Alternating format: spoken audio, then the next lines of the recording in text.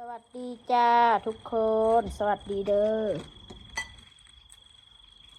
แม่ก็อินนะพ่อลูกขอเห็นพวกฮีมอยด่าเด็กน้อยพี่น้อย ฮีมอยคอมเมนต์หนึ่งผู้หนึ่งเม่นหนึ่งแล้วก็ต่อกันได้ด่าเด็กน้อยได้เว่าให้เด็กน้อยได้พี่น้อง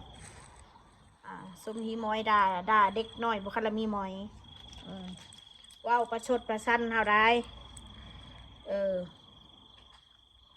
สวยผิวงามผิวสวยผมก็เด็กลูกก็ฉลาดโน่นนี่นั่นก็แม่นละเด็กน้อยมันก็ผิวงามกว่าผู้เฒ่าอยู่แล้วเนาะสาวหน่อยมันจะเสียหายไม่เหี่ยวไม่ย่านคือสูน่ะกูถึงกว่ากูอ้วนกูตุ้ยกูขี้ไล่กูก็บริเหี่ยวเด้อจ้ะกูตึงบอกไว้ให้นะลูกเพิ่นเก่งนะลูกเพิ่นเก่งนะงามนะว้าวน้ำกันได้พี่น้องถ้าแม่นอบรมถ้าแม่นถือการอบรมมาแบบไหนเนาะพวกนี้เนาะสู้น่ะตอนนั่งน้อยน่ะสู้ขึ้นว่าสู้งามบ่กูขึ้นว่าสู้ดูดีเหรอสู้งามเหมือนยันกูเหมือนมันมีศัลยกรรมว่าซะทำศัลยกรรมกันมีเงินมีคำกับพักกันเห็ดหูดังแน่เห็ดหน้าเห็ดตาสักสักคิ้วแน่ถ้าสีงามธรรมชาตินี่ก็หายากคือกันหรอวะกูสิบอกไว้ให้ก็คือสู้มาว่าให้กูขี้ไล่ยิงสั่งสิโอ้รู้ขี้ไล่กูก็ธรรมชาติได้ล่ะตบกันกันห่วยถ้ากูได้แล้วสิเก็บกว่ากันไอ้พวกเสริมหูดังมาตบกับคนนั้นธรรมชาติก็ลองเบิ้งเลยสิบ้าว่าวนั่งว่าวให้เด็กน้อยจังสั้นจังสี่ลูกไผ่กะหักลูกไผ่กะแพงแม่นมันสิกี่ไล่บริงานในสายตาสู้ประสิบเดือดร้อนพี่สักสู้ระสร้างเป็นเดือดร้อนแทนไปเบิดเนาะมันยังก็ได้บ่ลูกสู้ได้สักงามแต่บ่ลูกสู้นะถ้าไม่ได้ครึ่งหนึ่งเขากินมาหน้าลูกกูเด้อผิวพันน่ะบ่ต้องว่าวซะก็ได้ดอกแน่นอนผิวดีกว่ามึงอยู่แล้วเท่าอยากตายมันห่างบุรีรูปร่างหน้าตาผมดกผมบางก็ผมกูตอนน้อยๆกูกับผมแบบลูกกูน่ะพ่อแม่เป็นอะไรลูกกันแนวนั้นและสิให้มันงามกว่าพ่อกับแม่มันก็เกินไปเด็กน้อยคู่มือนี่คือลูกอันอีอ้นใหญ่แล้วมันก็คือแม่มันคือบักหน้าบักเมฆก็ได้อีลุงก็คือแม่มันลูกผู้ใดก็คือผู้นั้นนะมาหน้ามันก็คือพ่อมันคือเจ้าน้อยนี่อีนัทก็คือแม่มันมันจะงามลื่นเลิศบ่แม่นลูกครึ่งฝรั่งถ้าพวกลูกครึ่งนะแม่งามกว่าพ่อกับแม่อีหลีลูกครึ่งลาวไทยหรือว่าไทยลาวเขาน่ะได้ฝรั่งได้ผัวฝรั่งนะบ่ค่ะงามอีหลีพวกน่ะฮะลื่นแม่ไหนงามลื่นนะนี่นะเห็นบ่ดาราลูกครึ่งเขาน่ะแม่เขาก็ชักใส่สิงามกับธรรมดาแม่นบ่ล่ะแม่ดาราน่ะเขาก็งามกว่าลูกครึ่งสิมาว่าไปสร้างอันนี้คนเอเชียเฮาดังฮักดังแหมบมันก็เป็นเรื่องปกติสิมาว่าใส่ว่าคืดว่าคักแต่บอกว่าใส่เด็กน้อยนะบอกถามสุนัยคืดว่าคักแหกคักแห่แล้วว่าสันซะว่าสเขาอันผิวพรรณงามแล้วก็สวยมากๆฉลาดมากๆว่ะว่ามันฉลาดอีนี่เราคุณจะมันยุมหัวสุน่ะลดไปบอกทาบุรีคนอื่นโอ้ยบริเบิงเบ้าหน้าเจ้าของอันฮีมอยแหละไหมฮีงอกแหละไหมว่าใส่เด็กน้อยเอาสมองควรได้คิดครูบาอาจารย์บริสอนสุบะสุรัมสุเรียนมาค่ะบะครูบาอาจารย์บริสอนติการบุรีคนอื่นมันไม่ดีหรือคือว่าตัวเองงามบอก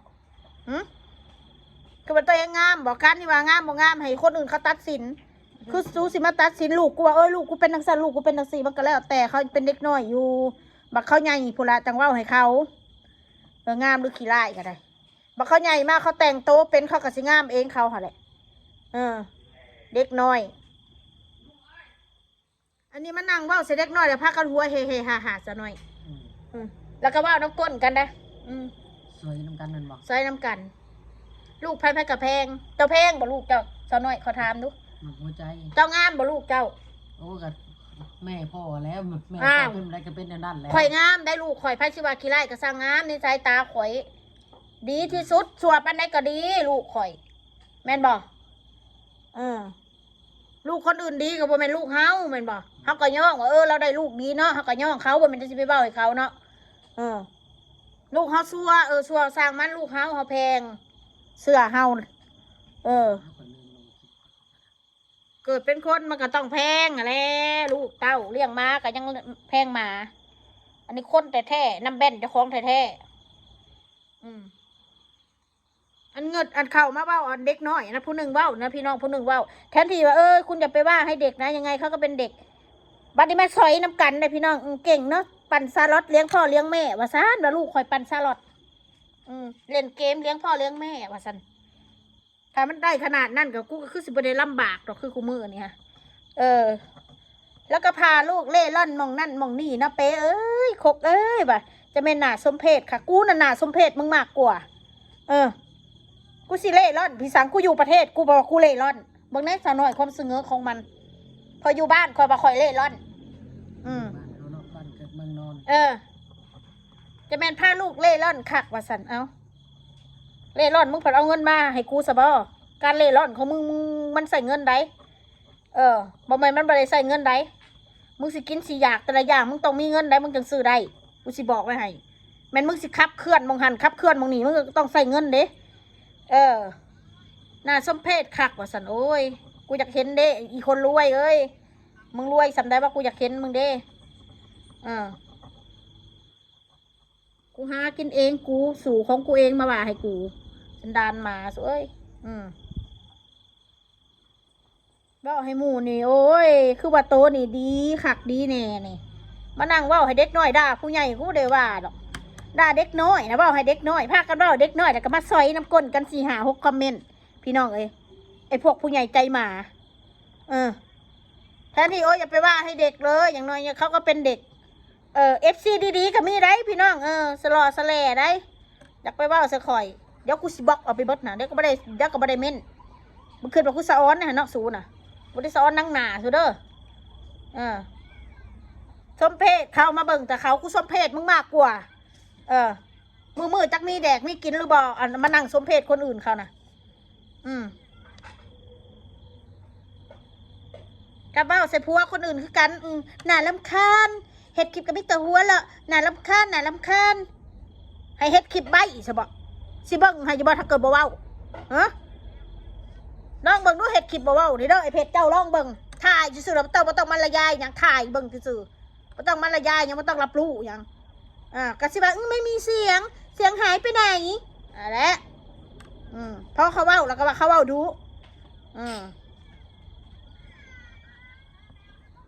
เงดไหลคนเห็ดคลิปมันกับสไตล์ของไผของมันผู้ใดมักกับเบิงผู้ใดบ่มักกับเลื่อนผ่าน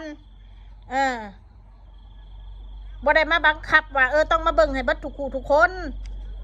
บางคนเขาก็มักให้ภาคให้มันละยายอันนี้คือยังอันนี้คือยังคือประเภทเราถ่ายคลิปอันนี้แซลมอนคือยังอันนี้คือยังเราก็หู้อยู่ดอกแต่การทำคลิปเขาก็อยากทำเนี่ยอยากให้เมียตอบอันนี้คืออันนี้อันนี้คืออันนี้เป็นยังคือบ่เข้าใจกันเนี่ยบ่อันใดที่มันง่ายๆเข้าใจง่ายๆบ่ต้องคิดยังหลายนะเวลาพาหน้าน้ำคานเด้ว่าเราก็มิตรหัวเอาคนอารมณ์ดีเนาะก็หัวเลยเนาะถ้ามาให้ก็มาแซงเลิกเรียกร้องความสนใจได้ข่อยก็บ่ได้ร้องเห็ดคลิปให้ลงมึงนะพี่น้องโอ้ยเขาเสียใจเด้ข่อยให้ข่อยบ่มีเงินข่อยข่อยอังข่อยเป็นหนี้เป็นสินหลายโอ้ยจักผู้ใดสิมาโอนเงินให้ข่อยใส่หนี้ใส่สินให้ข่อยป๊าดโธ่บ่ว่าบัดนั้นมึงก็หาเองมึงได้บัดน่ะกูก็อยากให้อยู่กูพอมันยาสาไทยบ่เป็นนอกจากเสียใจอีหลีจังให้น่ะซะหน่อย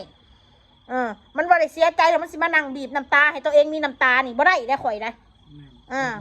ข่อยเฮ็ดบ่ได้นะข่อยเป็นนักแสดงบ่ได้ว่าซั่นซะทราบผลจากนั่งเบ้าและเรื่องความถูกความยากเนาะถ้าเธอมีผู้ใหญ่ใจดีลงมาโอนเงินเนี่ยตูมว่าซั่นซะ แม่นบ่ว่าแบบนี้มันผิดซูดอะบัดนี้ค่ะว่าแบบนี้อีคอทานอะไรค่ะอีคอทานออนไลน์เลยค่ะมันผิดซูดเลยค่ะกูว่าไปใจกูอยากเว้านะกูอยากเว้าอันนั้นกับบ่มีอันนี้กับบ่มีกูอยากเว้าถ้าเธอมีอาจจะมีคนนิสัยคือกู FC ก็ได้เขาอาจจะสงสารกูโอนเงินให้กูก็ได้อยากได้เงินโอนเดี๋ยวนี้ค่ะปากขึ้นเบ้าขึ้นขอทานคำว่าไปนั่นกับพิษอีกเลยมานั่งขอทานมีมือมีตีนคือบ่ทำมาหากินนั่งกินสแต็กบดมือบดเว้นกินทั้งวันว่าสันซาน้อยคอยถามจะแน่กินบดมือน่ะเจ้าใส่บ่เงิน ส่แล้ว ถ้าบ่ใส่เงินสิได้กินข้าวบ่ขอถามจะดู กินบ่ บ่ได้กินแมันบ่การกินก็ต้องมีเงินซื้อมันถึงกินได้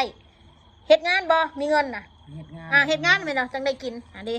บางว่าคนอื่นเขาทำงานเหนื่อยว่าซั่นกูว่ากูยังเจ็บใจกับคำม่นนั่นนี่นะไม่ต้องไปเปรียบเทียบคนอื่นเขาทำงานเหนื่อยว่าซั่นเอาเหนื่อยมันก็เรื่องของเขาแม่นบ่ซะหน่อยเขาหาเรื่องครอบครัวทุกคนเหนื่อยเบิด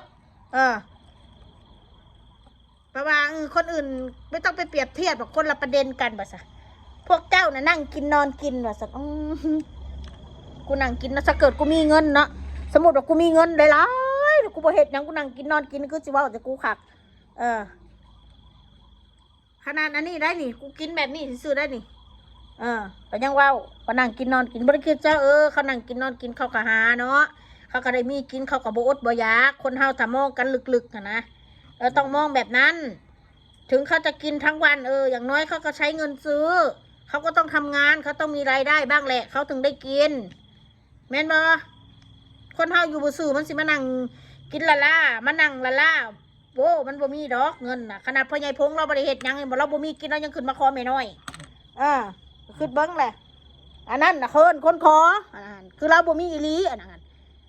งานการแล้วก็ซ้ำเราเฮ็ดเหือแห้งเราแล้วเนาะเผาถ่านข้าวขายได้ทั้งยามเฮ็ดก็หาเฮ็ดยามไม่ก็หาหน่อไม้มาขายก็จะซ้ำนั่นแหละเราก็ได้เลี้ยงชีวิตเราแล้วก็เมื่อยพ่อใหญ่พงก็ได้ลูกไปเฮ็ดงานก็ขอเงินนำลูกก็ให้บ่ได้เฮ็ดแล้วก็แล้วเอาละพี่น้องซ้ำนี่ละเด้อว่าพวกผู้ใหญ่หาด่าเด็กน้อยหัวคิกคักกันคอยเฮ็ดแล้วคอยทุเรศพวกนี้ค่ะคอยทุเรศคอยสมเพศพวกมันบ่แม่นเว้าดอกไอ้พวกผู้หาอันผู้ใหญ่ด่าเด็กน้อยนี่ เขาลงคลิปบ่ มันมาด่ามันมาเว้าใส่ลูกข่อยมันก็มาต่อยาวกันเท่นี้มันสิหามกันมาต่อยาวหัวเราะลูกข่อยนี่ขอให้ลูกมันเป็นกว่าลูกข่อย100 เท่า 1,000 เท่าพวกนี้ค่ะสาธุเด้อ